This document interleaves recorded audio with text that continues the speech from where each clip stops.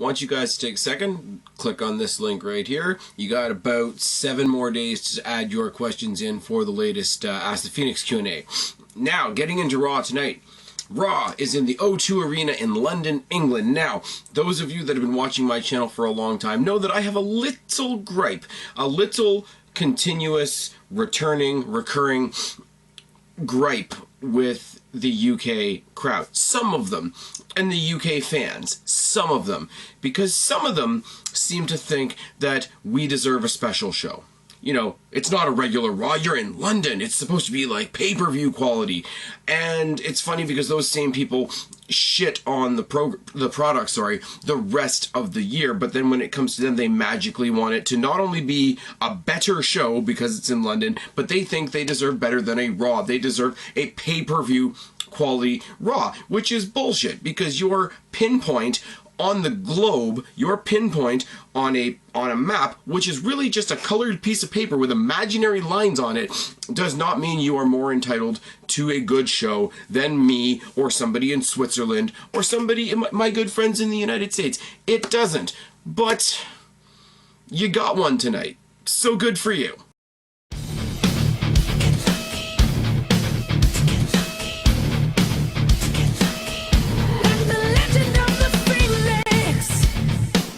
What's going on, everybody? It's your buddy, it's your pal Spaz Phoenix, the YWC Reality Check, here with your April, what the hell is it, 18th Raw review. And as I said in my little intro bit there, yeah, it's a recurring theme. It's a problem I have with some UK fans, and it doesn't seem to want to go away anytime soon. But we are indeed in London, England. We are in the O2 Arena, which is apparently a big deal. Friends in the UK, somebody box below, tell me. Somebody the other day told me the O2 Arena is like the UK equivalent of Madison Square Garden. Not feeling it, I'm not gonna lie.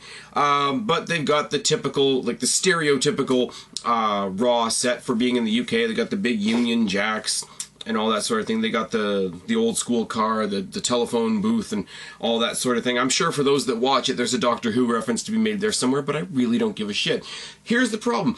I know a lot of you, and there's one in particular. Let's be real. Not going to name any names because he doesn't deserve a mention from me, but there's one in particular over there across the pond in jolly old England, as they say, that really likes to shit on America, my neighbors to the south, about how up their own asses they are. At least on an American episode of Monday Night Raw, there's not star-spangled banners fucking everywhere. But no, we got the big Union Jacks, and we got the old school bus and the phone booth, and they pulled all the typical London gimmicks out of the mothballs, really, didn't they? Because it's a London Raw, and it's super special. Oh yes, we started off. Now, I'm going to get all that kidding out of my system. We start off with an episode of the Ambrose Asylum, which is great. Dean Ambrose talking about the news, talking about how there's a big swamp monster that's been seen behind the O2 Arena, caps that joke off with, I didn't know Braun Strowman could swim. Great, funny joke, a little shitty based on the fact that the Wyatt family isn't on the show at all. Now, understandable that the Wyatt family's not on the show at all. Harper's injured, Wyatt's injured, and if the only representatives you have there are Rowan and Strowman, people are just not going to care. They're going to switch off, are they not? His guest is Shane McMahon. Shane comes out. Shane's in charge again. I think they're just going to play this out as long as they can, as long as they need to. Rather the oh, he got requested to run the show again and again and again. We got the huge Shane match. And I will give you one thing. I know I'm giving the UK crowd a lot of shit already. The UK crowd is crazy and is wild and is rambunctious. And we saw the NXT TakeOver London, which I don't think was in this arena, but a lot of the same chants that were heard that night were heard tonight on Raw, because a lot of those NXT stars are now on Raw. But WWE, oh my god, they don't push new stars, do they? Oh, bullshit.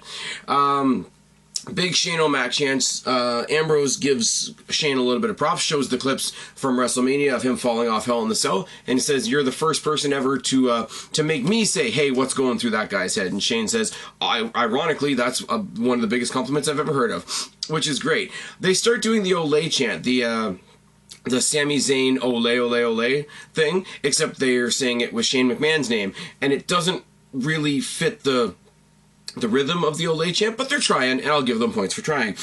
Shane McMahon goes through a big opening diatribe and basically to break it down into one single syllabus, there's a new era in the WWE, and there's a new era because you fans demanded it, which is great. It's simple, it's cliche, it's something we've heard 100 times, but it still serves its purpose. He's interrupted by Owens, who says, great, another McMahon with a vendetta out for me, the best new rising star WWE has to offer. You kicked me out last week for being honest to you and just telling you what I was going to do to Sami Zayn. Sami Zayn didn't deserve a title shot. He's not good to do things on his own, and that's why he's always ridden my coattails.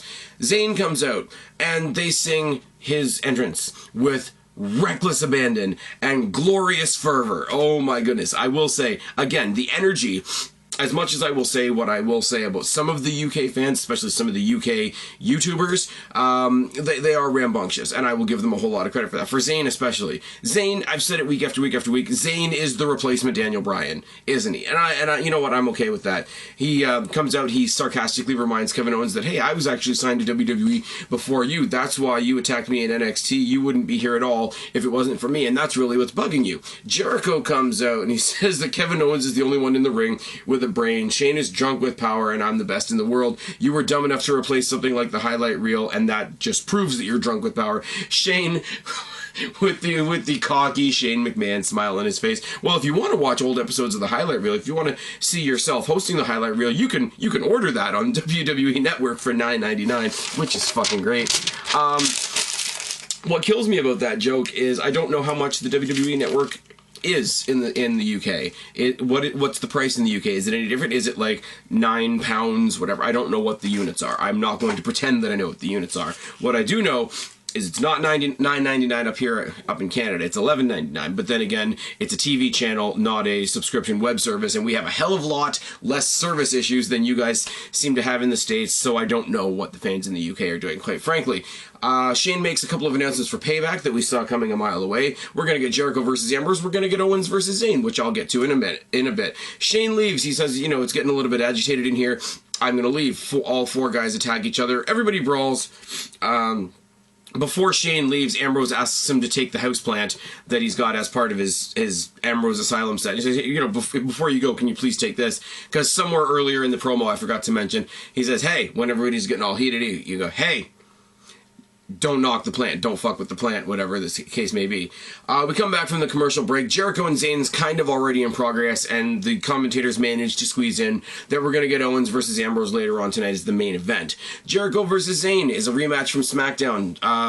I will say, Jericho versus Zayn and AJ Styles versus Alberto Del Rio are two very good reasons to go back and either watch last week's SmackDown or watch my review of last week's SmackDown. It's not 2 hours, it's like 20 minutes, so choice is yours, really. Side headlock by Jericho, rolling arm drags by Zayn, and an armbar, forearm shots and chops by Jericho, forearms by Zayn, and a knockdown by Jericho. Springboard moonsault on the outside by Zayn. Boots and my writing sucks.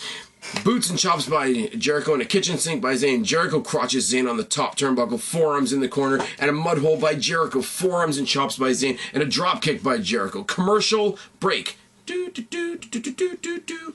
Snap vertical suplex on the floor by Jericho as we come back from commercial break. Snap vertical suplex back in the ring by Jericho to say, hey, you know, we can do a suplex over here, or we can do a suplex over here. Snapmare and a headlock by Jericho. Kitchen sink by Jericho. Clothesline by Zayn.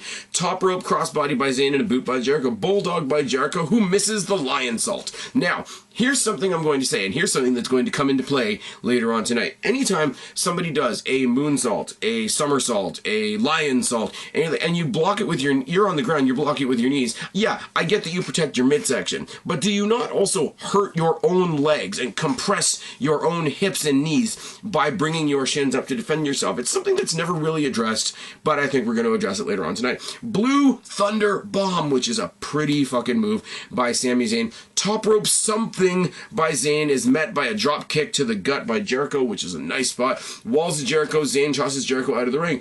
Cross corner tornado DDT by Zayn. Thumb to the eye and a code breaker by Jericho gets the win.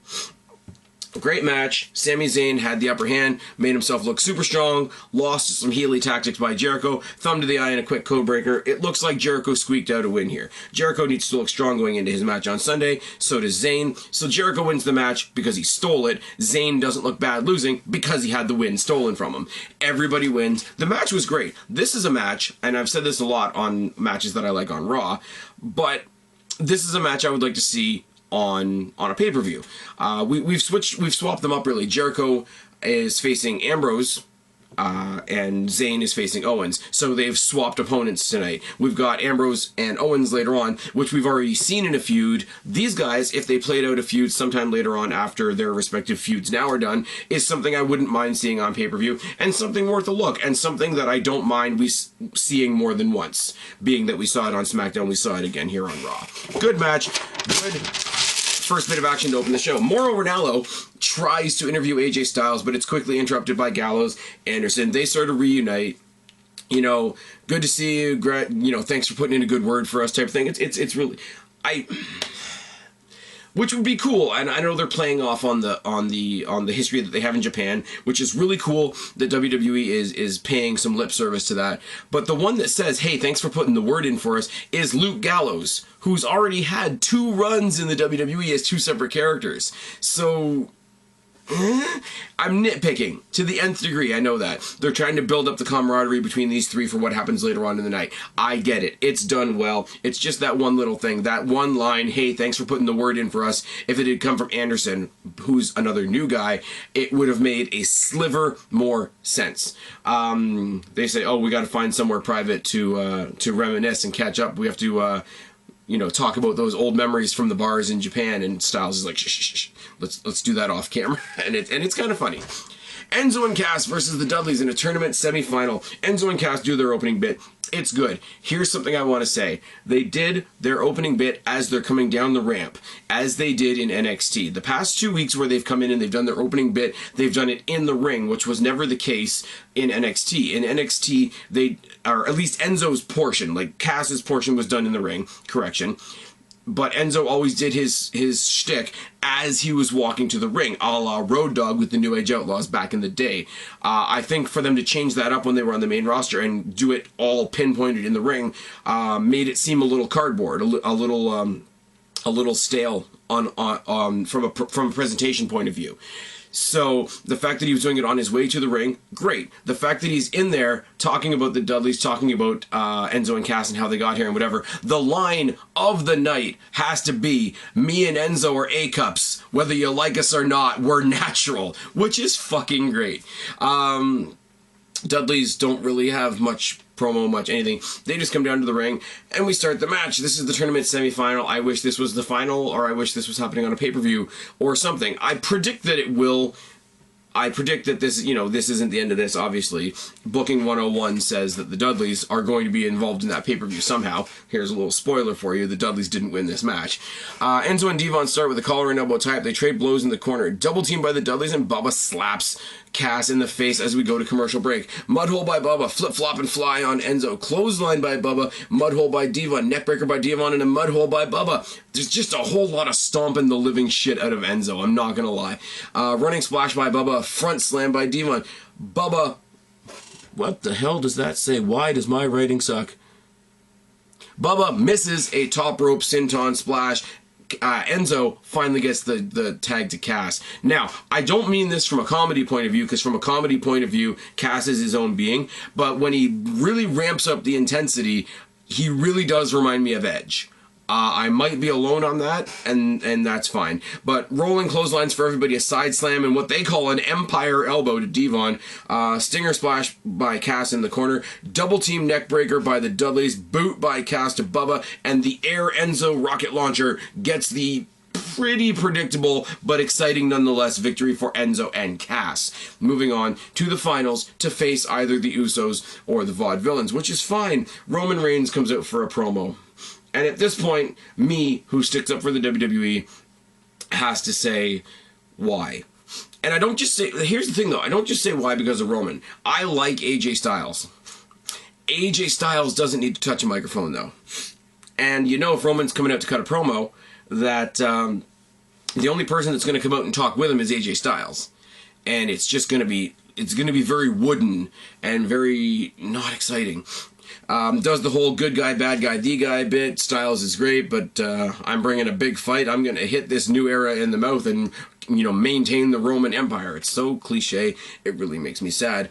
Styles comes out and says, you're a really, really great champ. You got power, you got explosiveness, you got aggressiveness. I need to have the match of my life to beat you, but I have the match of my life every time I go out, and that's why I'm going to be the champion at Payback. Then he gets a yes chant from the crowd, proving what I've been saying all along, that the yes chant may have been introduced by Daniel Bryan, but it is not owned by Daniel Bryan. The fans chanting yes at AJ Styles does not mean they want Daniel Bryan back. It means they want AJ Styles to win the fucking match. But that's another story for another vid, is it not? Roman brags about his win at Mania and beating Triple H. The world likes you, the fans like you, the universe likes you, even I like you, but they won't like what I do to you at Payback. I'd rather be respected as a champion than liked as not a champion. Styles replies, sort of cocky, sort of whatever, as I'd rather be liked, respected, and phenomenal as the new WWE champion. Styles leaves. Gallows and Anderson jump Roman and hit that magic killer finishing maneuver that they have, which is cool. It plants the seeds of doubt, plants the seeds of dissension between Roman Reigns and Styles, which they obviously weren't doing on the mic. They do it in such a way that Styles has turned his back so he doesn't see what's happening. He can deny it. He you know, comes up to Roman in the back. Hey, those are my boys. Yeah, I will admit it. I've known them a long time, but I didn't know that they were going to do that. Roman's basically like, bring whoever you want. I'm still going to kick your ass at Payback. Which is fine. That would be a fine way to end the segment if Payback was this Sunday. But it's not. Let's just go on there. Fandango versus Baron Corbin with Ziggler on commentary. Let's be honest, the match was irrelevant. It was a squash all over the damn ring for Baron Corbin, who, in the process of the match, tossed Fandango at Ziggler. End of days. Corbin gets the win. Ziggler jumps him. Corbin hits him with a boot. One boot. Takes out Ziggler. Takes Ziggler to the outside of the ring. Hits the end of days on the floor again. If you're not seeing the big, bright, red, flashing lights right in front of you, we're going to get Baron Corbin versus Dolph Ziggler at Payback. It just hasn't been announced yet. Oh, man. I like The Miz, but holy crap. Miz comes out to host Miz TV. Maurice introduces The Miz to host Miz TV. Miz TV is about bragging about Maurice and The Miz.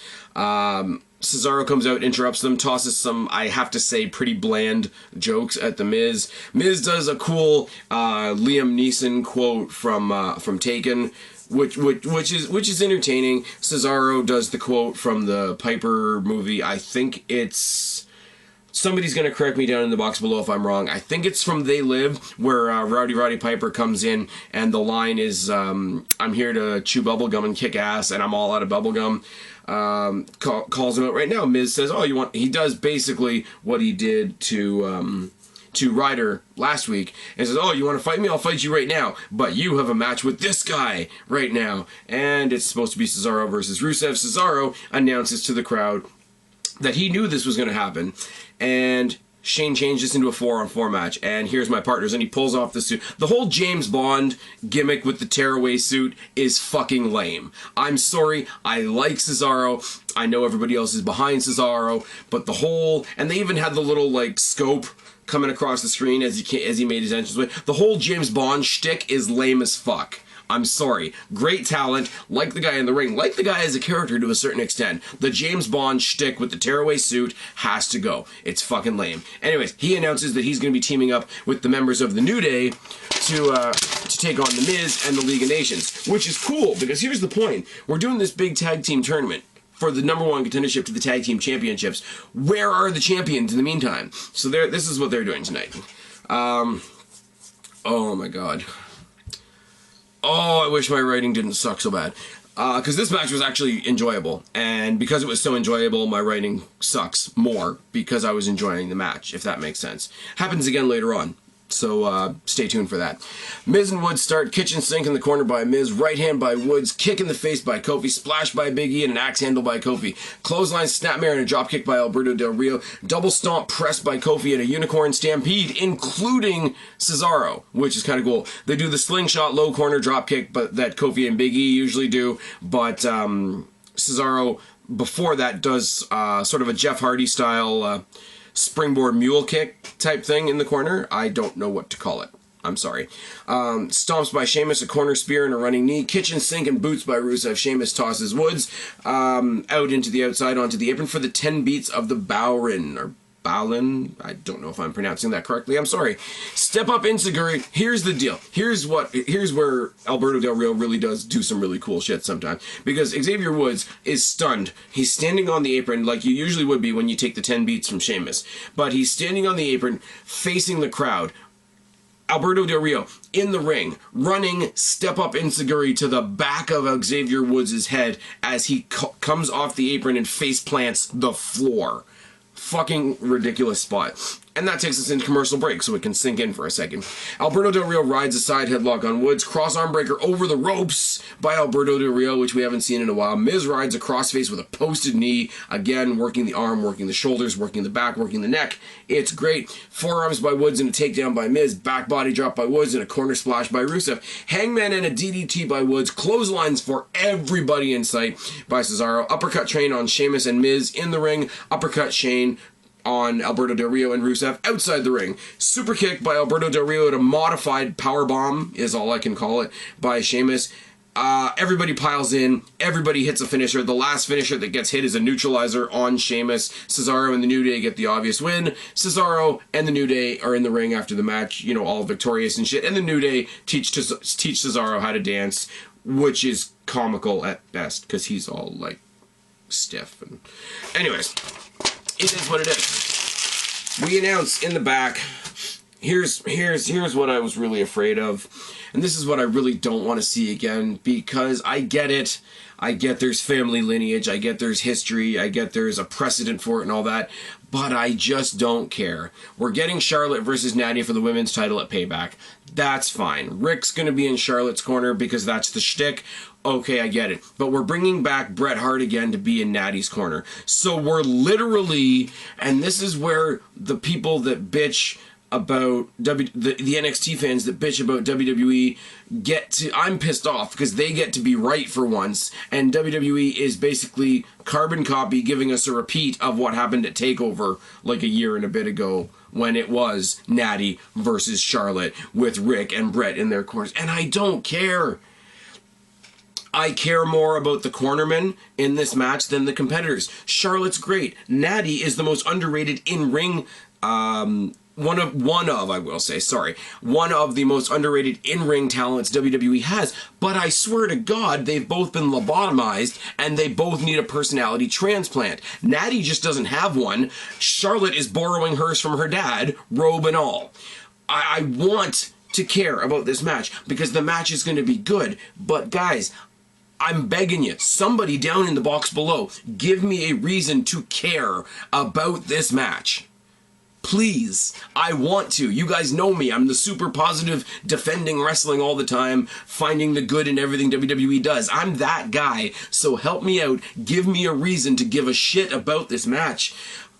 Takes us into a 4-on-4 8-woman tag, which normally I would groan at. But honestly, guys, honestly, and take my word for it, or don't. But I like this match because we've got Nattie, Becky, Paige, and Sasha versus Naomi, Tamina, Charlotte, and Summer. That's right, guys. I enjoyed a match that has Naomi in it. Oh, dear Lord. Why did I enjoy a match with Naomi in it? Because Naomi stumbles into the ref as she's getting into the ring for the match, which is fucking great. Charlotte and Nattie start, but Charlotte makes a quick tag to Summer, showing that she wants no part of Nattie. Snapmare by Nattie and a takedown of Sasha by Summer. Sasha and Paige double team Naomi, and you and I both know that's not the first time Naomi's been double teamed. Trip and a running knee and a step up running knee by Paige. Fall away slam by Paige tosses Naomi out of the ring. Cannonball off the apron onto Team Bad by Paige is legitimately one of the coolest moves of the night, just because she does it so well, and it's Paige. Yeah. Becky takes out Charlotte on the outside, which makes me smile as we go to commercial break. Becky tosses Naomi into Tamina, because Naomi is good in this match as a projectile, and that's about it. Tamina rides a headlock and a takedown, clothesline by Summer. Becky eats turnbuckle. Naomi gets in and does some kicks. because kicks are hard. Becky tosses out Naomi like the trash that she is. Rolling clotheslines by Nattie to Summer. Springboard atomic drop and a low drop kick by Nattie. Spin kick by Summer. Sharpshooter on Charlotte gets the submission win for the team of Becky, Sasha, Nattie, and Paige. Now, it's a tribute to the other 7 women in this match, how much I enjoyed this match despite Naomi's uselessness. Oh, yes. All she did was get thrown around and kick people a couple of times and look silly in her light up shoes. In case anybody was wondering, Naomi still sucks. Oh yes. Everybody else in this match, fucking great. Even Tamina looked good. Like, and Tamina's not the most exciting wrestler in the world, I'll say that. But even Tamina deserves better than to be partnered with Naomi. Because Tamina, not the most exciting in the ring. She's just like the brute power guy. She's like, I don't want to say this because it sounds really mean, but she's kind of like the Mark Henry of the women's division. Her offense isn't going to be particularly exciting. She's not exactly a high flyer, but if she goes in there and she slams somebody, or she press slams somebody, or she suplexes somebody, or she's got somebody in a really stiff submission hold, it's going to look good. Naomi just dances around like a retard and throws some really lame kicks and gets tossed around and provides me just enough material to make that double team joke, which makes me smile. I laugh at my own jokes. I'm that awesome. Usos versus the Vaudevillains in the final semi-final match of the tag team #1 contendership tournament. Gotch and Jimmy start the match. Collar and elbow tie up and chops by Jimmy. Knee by Gotch and an uppercut double team by the Vaudevillains. Mounted punches by English and a side headlock. Insiguri by Jimmy. Tag to Jay. Jay's got clotheslines for everybody. Samoan dropping an ass in the face by Jay. Boot by English. Super kick by Jay. Gotch tosses Jimmy into the rail outside. Suicide dive by Jay. Jay eats the post, and they played up, I should have mentioned this before I started this match, they played up the beatdown that the Usos got by Gallows and Anderson last week. Jay has his shoulder all taped up and all fucked up, so for him to do the suicide dive, ooh, it's really risky. For him to eat the post on the outside, ooh, it's really painful. Whirling Dervish by the Vaudevillains gets the win, and we're gonna get Vaudevillains versus Enzo and Cass at Payback. And here's where I don't mind it. Here's where I don't mind them pulling from NXT history, from NXT lore. I mentioned a moment ago the Nattie, Charlotte, Bret Hart, Ric Flair thing kind of bugs me because it's a carbon copy. I really feel like they're going to fix a grievous error here, because Enzo and Cass were never able to get the titles off the Vaudevillains in NXT. Anybody that follows NXT knows that. Enzo and Cass never left there with the NXT championships at all, which is kind of shit. So if they can turn around and actually get that elusive victory from the Vaudevillains on their way to getting a tag team title shot, that is a really good bring it all back to square one moment for them. Now, on the other side of the coin, if they get cost the match at Payback by the Dudley Boys, then going forward, we have the Vaudevillains versus the New Day, and we have Enzo and Cass versus the Dudley Boys continuing. So we could have one really awesome story, or two pretty damn good stories. So we can win either way. We see a video package on Apollo Crews, which is good. It plays up Apollo Crews. They're making him look like the big bad shit that he is, which is great. What doesn't make him look that great is the match, is Apollo Crews versus Heath Slater. Collar and elbow tie up to start. They show a clip in the back, basically with, I should probably do a video on this at some point, because, WWE's racist, and they only suspend black people. They only pick on black people. Poor Titus O'Neil. But I mean, like, clearly Adam Rose and Connor from the Ascension are black because they got suspended too. Oh wait. But Adam Rose isn't in the Social Outcasts. So you see in the back, the Social Outcasts are trying to recruit Apollo Crews, and he says, "Sure, I'll join your guys' group, but one of you has to beat me tonight. If you can't beat me tonight, you're going to leave me the fuck alone." Because your guys are all wingnuts, more or less. Collar and elbow tie up and a drop kick by Crews, and a boot by Slater, armringer by Crews, and a stalling vertical suplex that lasts about 10 seconds. The guy's a powerhouse. We get it, but you do ridiculous stuff like this, and it's just like, holy fuck. Crews eats the post shoulder first, and Slater hits him with a couple of knee drops. Slater rides a headlock and turns it into a side headlock. Knees to the back by Slater and right hands by Crews. Back elbow by Crews takes Slater down momentarily. Cruz goes to the outside apron, does a backwards moonsault off the apron, takes out Axel and Dallas just for the hell of it, hits the toss powerbomb, which is fucking pretty, and gets the obvious win. We get the announcement that we're going to get Styles on Miz TV on SmackDown this Thursday/Wednesday for me. Ambrose versus Owens is your main event, and it's good. And the cool thing about it is, as Cruz is leaving from winning his match, what the hell's his name? Kevin Owens is coming down for the main event, and they have this sort of thing where normally they would come face to face, and it would be a little bit of an awkward, not necessarily awkward, but a bit of an intense stare down. Hey, you might be my competitor in the future. Cruz kind of gives Owens a look. Owens does not give a tenth of a fuck. His vision is straightforward, right to the ring. Douchebag Kevin Owens is fucking brilliant.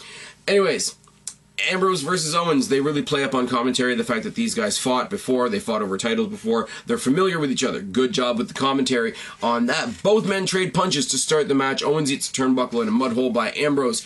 Corner chops by Ambrose and a hard kitchen sink. 10 mounted elbows in the corner by Ambrose. Goes up the way most people would do for a 10 punch, except he's hitting with the point of his elbow. Instead, again, the commentator's driving home like, feel that part of your elbow. It's the hardest part of your elbow and all that sort of thing. For a commentary team that most people shit on, they do have their good moments. Choke on the ropes by Owens, mud hole by Owens, punches and kicks and headbutts by Ambrose, DDT by Owens. Excuse me. Shot in the back and a headlock by Owens, rolling clotheslines and a suicide dive by Ambrose. Ambrose tosses... Sorry.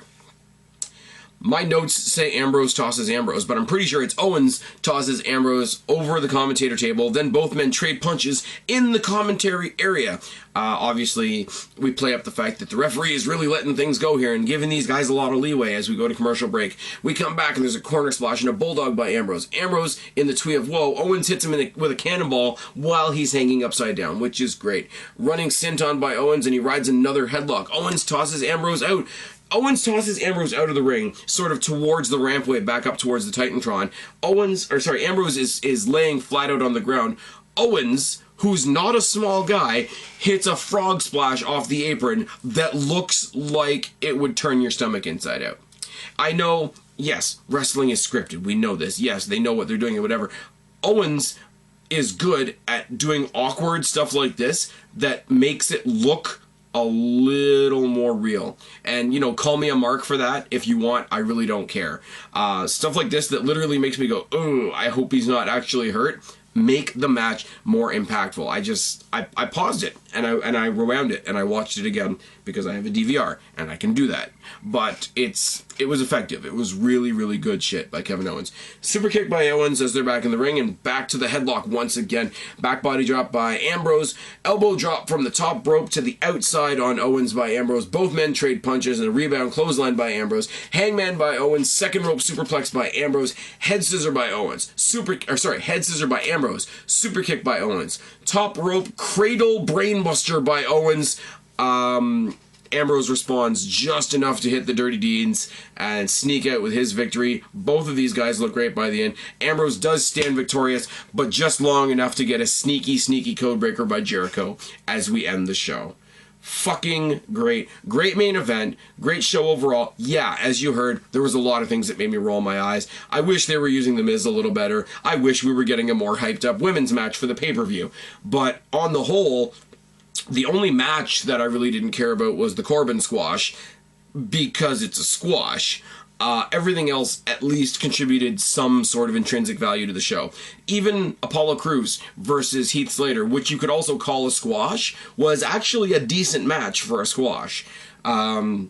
Moving forward, we got a lot of cool stuff. We've got this undertone brewing between the Usos and Roman Reigns and AJ Styles and his guys, which could be a thing in the future. I'm sure they might do a 3-on-3 tag next week with these two teams, and I wouldn't have a problem with that whatsoever. But going into Payback so far, I don't know what the New Day are going to do at Payback, because the Vaudevillains versus Enzo and Cass, the finals of this tournament, are taking place on the pay-per-view.